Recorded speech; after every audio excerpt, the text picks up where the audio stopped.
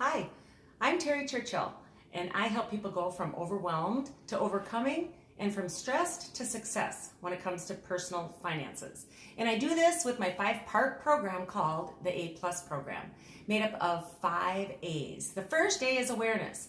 Last time we talked about being aware of our thoughts and how we think about money, and that's the first step, is to be aware of your mindset and what are you thinking.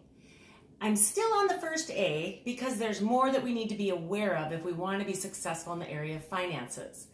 And it's not about getting rich, but it's about having a plan so that you can be effective and be a good steward with the resources that God has given you. So the next thing to be aware of after being aware of your mindset is to be aware of how much money is coming in and out. So what is the income and what are you spending? And to have a general idea of which category so that you can make choices as you move forward.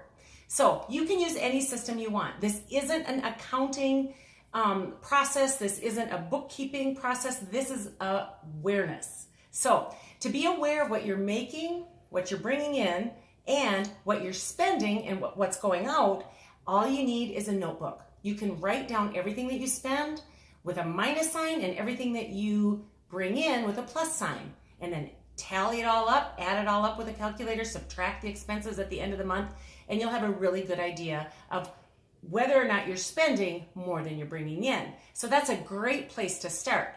You can use any method. You can use a spreadsheet if you want. I personally love Google Sheets. And so I have categories.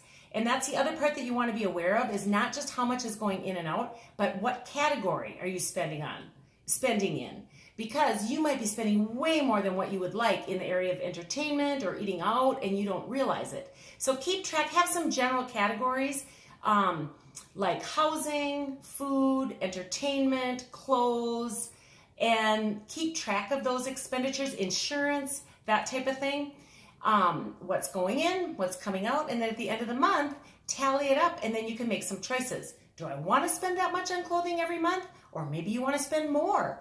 But it gives you choices once you are aware. So that's my tip for today, is be aware of what you're bringing in for income and what's going out in expenses. And if you have a favorite method that you like to use, write it in the comments, and that will help the rest of us when we're trying to figure out how to keep track of and be aware of our spending and our income.